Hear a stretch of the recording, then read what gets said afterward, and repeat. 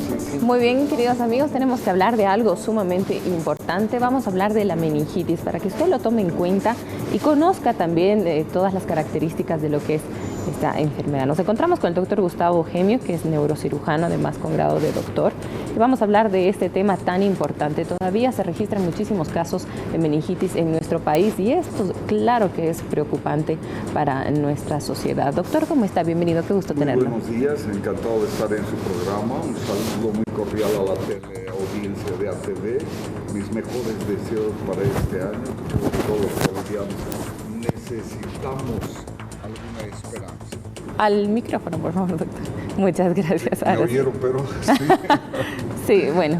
Este tema es realmente preocupante, como lo decíamos anteriormente, y se registran todavía muchos casos de meningitis en nuestro país, lo cual es aún más preocupante.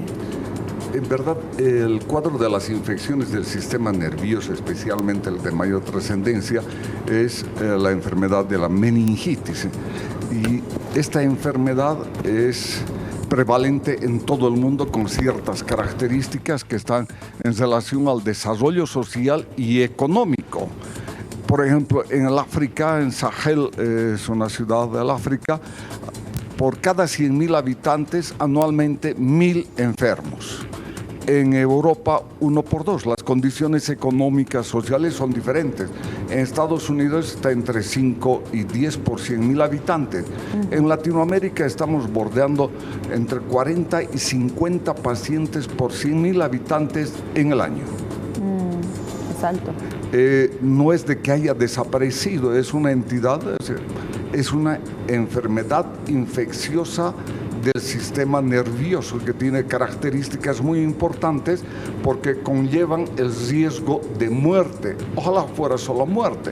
Uno se enferma y uno va a tener complicaciones tan severas como estados de deficiencia mental, crisis convulsivas, un retardo en el desarrollo en el caso de los niños. Estas son las complicaciones, pero me pregunto, la escucho, ¿tendrá algunas preguntas?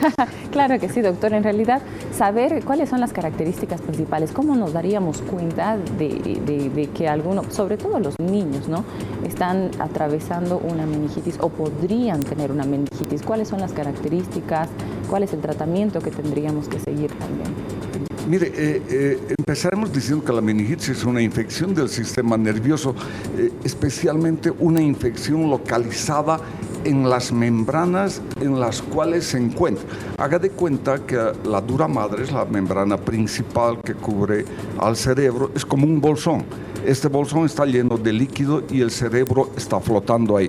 Pues la infección de las membranas es a lo que llamamos meningitis. Si ustedes se fijan en lo que estamos mostrando en imágenes. Sí, creo que esa imagen es de lo más explícito. Esa es una meningitis. Verán de que la corteza cerebral tiene la parte más importante en la periferia y eso está con pus. Eso es pus. En una cavidad cerrada es difícil de tratar. Esa pus está destruyendo el tejido cerebral. Todas las áreas del cerebro son muy importantes. Destruye el área del movimiento y deja de mover. Destruye áreas importantes del lenguaje, va a dejar de hablar, va a tener problemas para pensar, Esas son las complicaciones que se diagnostican aún siendo bien tratados. El tratamiento en general es para evitar la muerte y evitar las complicaciones, pero aquel paciente que tiene un cuadro de meningitis va a tener alguna secuela. Eso es inevitable. Es inevitable. Usted me pregunta, ¿cómo la prevenimos? ¿Cómo la prevenimos? Mejor pensáramos cuando surge esta. Precisamente, verá de que las meningitis se producen en personas que están debilitadas inmunológicamente o que tienen enfermedades consuntivas como la diabetes, o son alcohólicos o inmunodeprimidos. Entonces son personas muy susceptibles a tener la enfermedad. El germen, uno de los gérmenes más comunes, la Neisseria meningitis. El germen la bacteria, está en todos los seres humanos, en la faringe. El 5% de todas las personas tienen esto y cotidianamente están hablando con nosotros. El hecho es de que nosotros tenemos las defensas necesarias para no enfermarnos. Pero eso no significa que aquellos que tengan dolencias consuntivas, llamamos así, que hay un deterioro, un desgaste corporal, los ancianos, los diabéticos, no se enfermen. Se enferma. Al igual que los en aglomeraciones grandes de personas, entonces también tienen esa posibilidad. Uno adquiere la enfermedad y cursa, muchas veces cursa como si fuera un estado gripal. ¿Sí? Tiene un dolor de cabeza, temperatura, un poco de sinosea, líquido que sale por la nariz, irritación de la garganta. Es el cuadro inicial. Todos tenemos aquello, pero no pensamos en meningitis. ¿Cuándo pensamos en meningitis? Cuando el dolor de cabeza es más intenso, hay mucha fiebre que no podemos pararla, aparecen algunas molestias de náuseas, vómitos, algún deterioro del sensorio o de la conducta, mucha irritabilidad, la agresividad o somnolencia. Esos cuadros definen en las personas adultas. En los niños, el niño no quiere lactar o no quiere comer o está con mucha diarrea, tiene temperatura. En algunos casos de los niños muy pequeños, las fontanelas están muy abombadas, está muy irritable. Uno percibe, mira y dice, esto no es solo es gripe, es el estado general que está mal. Claro. Y tenemos que acudir al médico correspondiente. ¿Y cómo podemos prevenirla? Porque generalmente, yo que soy mamá, muchas veces asociamos la meningitis con los niños. O sea, nos da mucho miedo cuando la fiebre se eleva un poco más de lo normal en los niños. Entonces, inmediatamente, lo primero que hacemos es medicar a nuestros pequeños, pero no sé si lo estamos haciendo realmente bien. Entonces, ¿cómo podríamos prevenir este tipo de situaciones? Mire, usted hace una pregunta muy interesante. Hay un reporte en España, en un hospital, creo, de Zaragoza, donde aquellas medidas que se han utilizado para tratar de contener el COVID son aplicables también para la adquisición de unas entidades como la meningitis. Se ha visto que por estas guías de protocolo para prevenir la enfermedad se han reducido, que normalmente había un 5% de enfermos de meningitis.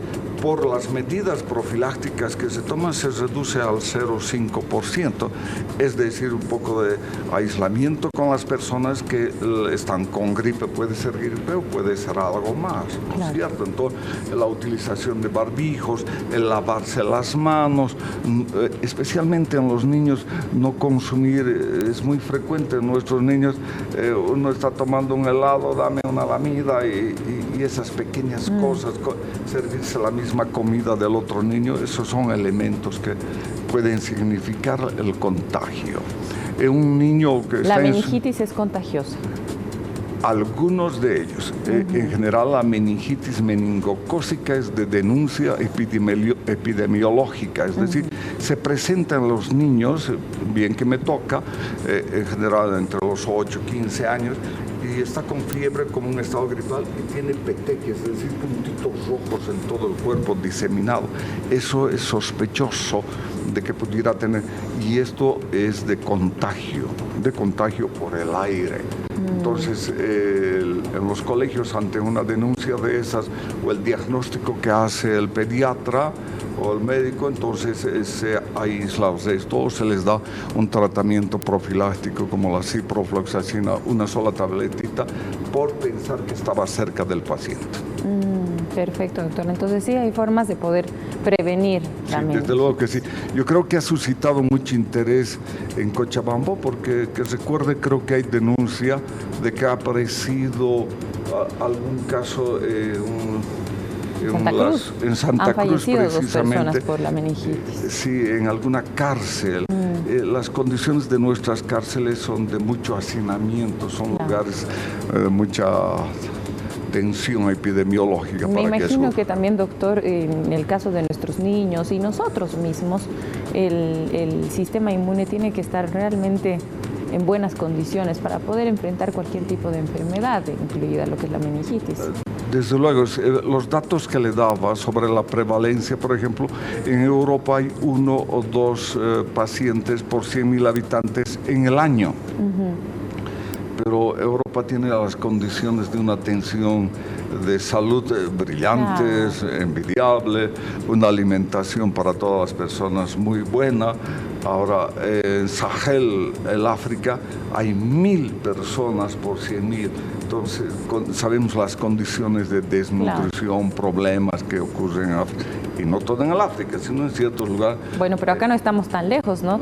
Si nos ponemos a pensar en diferentes sectores también en Latinoamérica existe. Claro. Y en estas condiciones en las que está atravesando nuestro país en este momento, se van a ir diagnosticando. Realmente. Doctor, muchísimas gracias por su información. No tiene por qué, por favor. Y por su Esperemos tiempo. que los datos sean adecuados para la población.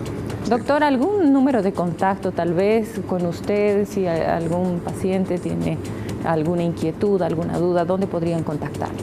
Mi número de celular es el 717-23-170.